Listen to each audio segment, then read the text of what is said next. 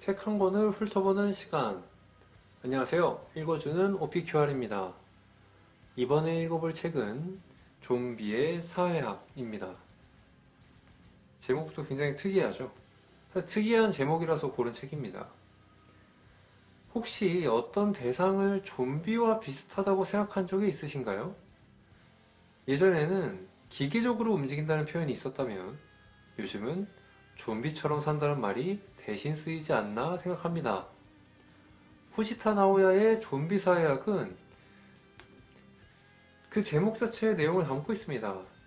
B급 감성으로 분류되던 좀비라는 가상의 캐릭터가 현대에 와서 대중적인 큰 인기와 더불어 다양한 매체에서 재생산되는 이유에는 사회적 요인뿐만 아니라 특권층이 강하게 좀비라고 하는 상황을 원하는 것을 반영하고 있다는 내용입니다. 총 342페이지까지 구성되어 있는 책은 책 자체는 작은 편이지만 두꺼운 편입니다. 중간중간에 사진이라든지 작품 사진이라든지 예시들이 많이 나와 있는데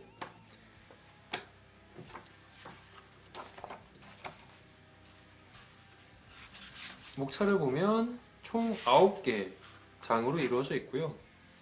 목차를 보시면 아시겠지만 첫 번째 정치사회, 두 번째 과학기술, 세 번째 신체 생사 이렇게 해가지고 조금 그러니까 뭐라고 해야 될까요? 소재는 굉장히 흥미로운데 책 자체는 좀 어렵습니다. 구성도 그렇고 좀 어려운 게 있어서 최대한 어려운 개념에 대해서 제가 이해한 만큼 설명을 해드리는 방향으로 영상을 찍도록 하겠습니다. 저자는 좀비라고 하는 캐릭터가 기본적으로 가지는 구조가 현재 정치, 경제적 상황을 충분히 반영함과 동시에 이를 자연스럽게 받아들이도록 권장하고 있다고 설명합니다. 좀비라고 하는 캐릭터가 나오면 우리는 몇 가지 설정을 자연스럽게 떠올립니다. 첫 번째, 좀비에 대한 공격, 그리고 방어 성향입니다. 두 번째, 국가라고 하는 공권력이 침몰한 상황을 얘기합니다.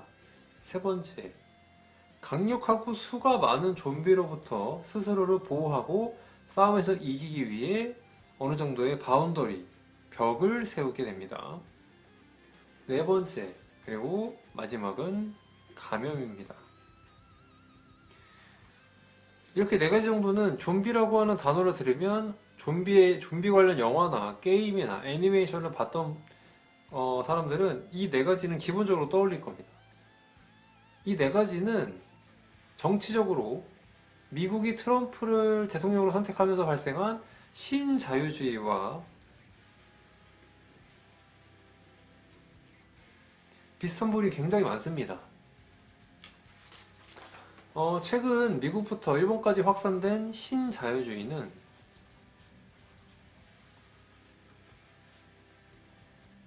기본적으로 국가의 간섭을 최소화하고 개인의 어떤 자유와 의무를 최대화함과 동시에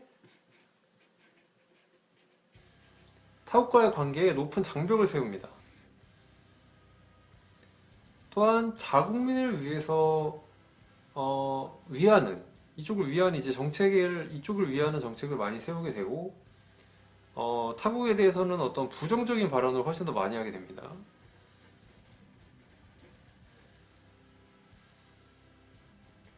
그리고 뭔가 긍정적인 표현에 대해서 타국을 우리가 긍정적으로 표현하는 어떤 매체나 개인이 있다면 굉장히 감정적으로 대응을 하게 됩니다. 이렇게 국가의 어떤 역할을 줄이고 개인의 자유와 의무를 늘림으로써 개인은 선택을 굉장히 강요받는, 선택과 책임을 강요받는 환경이 만들어지고요. 타국으로 선택된 국가에 대해서는 굉장히 폭력적이고 감정적이며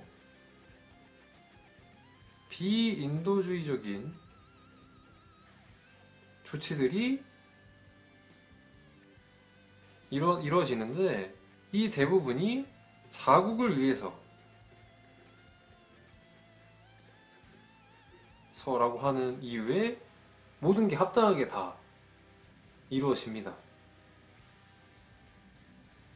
자, 많은 좀비 영화, 좀비 관련된 매체에서 주인공들이 살아남기 위해 어쩔 수 없이 좀비들을 죽이고 어쩔 수 없이 감염 가능성이 있는 같은 인간을 죽음을 어떤 강요하는 장면들이 있는데, 그런 것들이 굉장히 잘 맞아 떨어진다는 얘기죠. 또한 또 하나의 주장은 좀비라고 하는 거는 죽었지만 살아있는 존재입니다. 이런 것은 마땅히 과거에 사라져야 됐어야 할 무언가가 지금까지 살아남아 있어서 굉장히 발전을 더디게 만든다든지 뭐 그런 식의 해석도 가능하다는 얘기가 나옵니다. 결국 이 좀비 포맷이라고 하는 거는 특정 집단의 어떤 이기주의,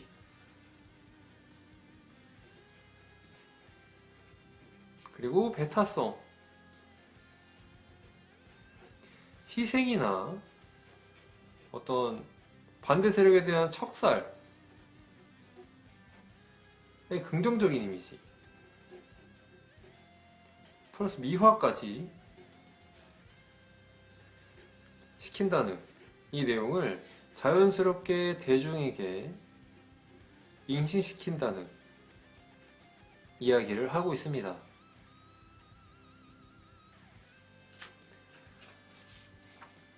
그리고 저자는 좀비라는 캐릭터의 변화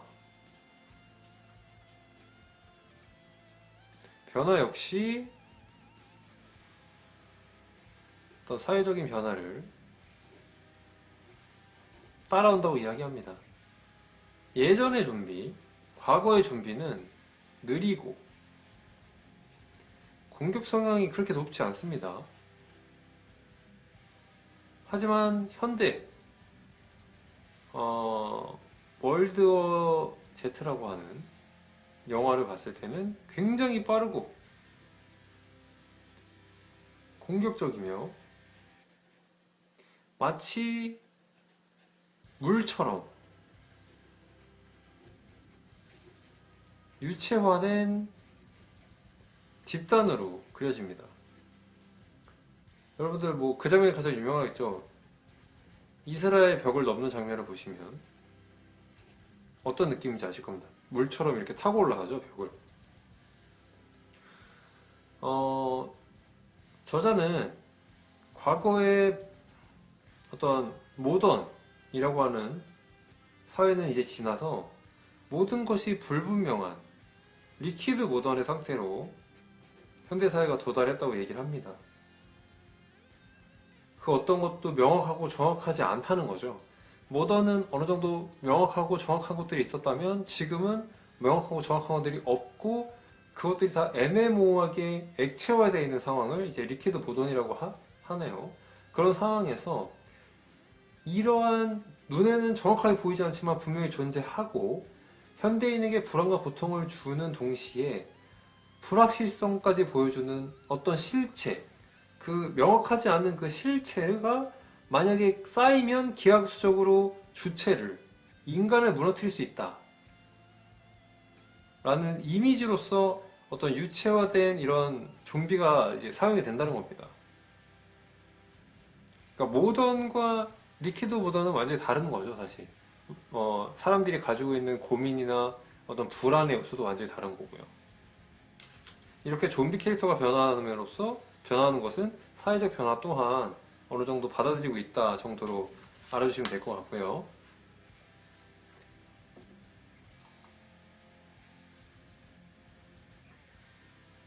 어느 정도 이제 좀비 맨 앞에서 말씀드린 것처럼 옛날에는 기계를 기계처럼 산다 뭐 이런 식의 표현이 있었다면 지금 이제 좀비처럼 산다는 표현이 많이 쓰이는 것 같다고 말씀을 드렸는데, 이렇게 된 가장 큰 이유는 직장의 형태가 변해있기 때문이라고 저자는 얘기합니다.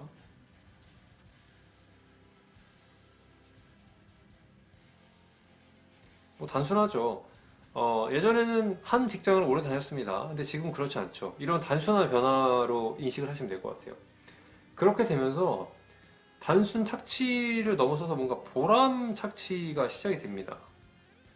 한국에서도 이제 열정페이라는 단어가 쓰이고 있죠. 보람 착취라고 하는 것들이 벌어지는데, 이 보람 착취가 무엇이냐? 육체와 인식이 분리되는 걸 이용한다는 겁니다. 인식적으로 뭔가 보람되고 어느 가치를 부여한다는 거죠. 내 육체가 힘든 거랑 다르게. 이런 상황에서 자신도 분명히 이것이 육체적으로는 도움이 많이 안 된다는 걸 알지만 인식적으로 뭔가 즐거움을 느낀다거나 보람을 느끼게 되는 이 이분법을 받아들이게 되면서 인식이 없는 육체만을 가진 존재가 편할 수도 있다고 생각하게 됩니다. 굳이 내가 이 특정일 어떤 행동을 하면서 내 생각을 가지고 있고 내 의견을 가지고 있는 것보다 그런 거 없이 정해진 무언가를 그 시간 안에만 하는 행위에 대해서 굉장히 좋게 평가를 한다는 거죠. 그래서 좀비 상태를 낫다고 생각하게 만드는 요소들이 생긴다고 합니다.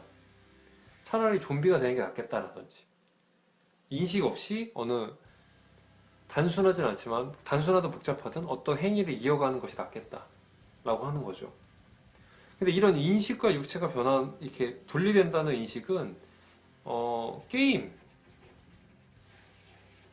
큰 역할을 했다고 저자는 이야기합니다.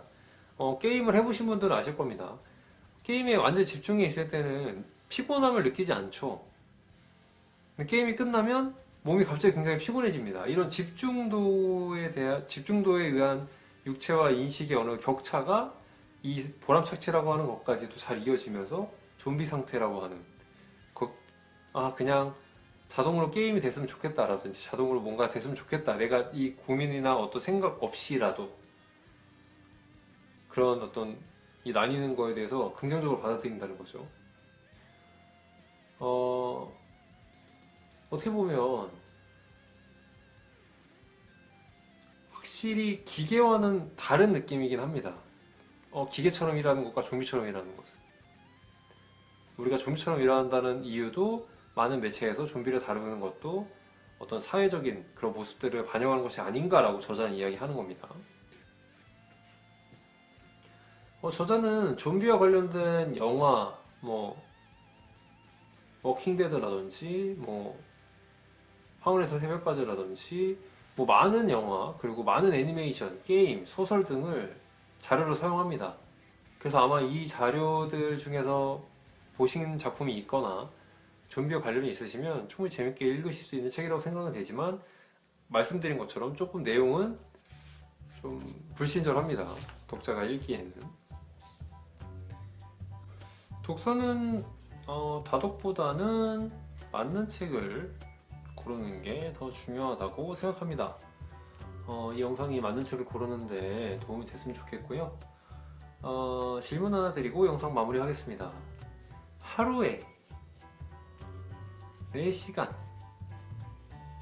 좀비가 될 수 있다면, 앞에서 말씀드린 것처럼 육체와 인식을 어느 정도 나눈다든지 그렇게 복잡하게 생각하지 마시고 여러분이 생각하는 좀비의 이미지, 요즘에는 책에도 나오지만 예쁜 좀비도 있고 단순히 그냥 죽지 않는 좀비도 있고 먹지 않는 좀비도 있고 단순하게 인간과 사랑에 빠진 좀비도 있고 여러 좀비가 있지 않습니까? 그런 그냥 여러분이 생각하는 그런 좀비가 될 수 있다면 몇 시부터 몇 시까지로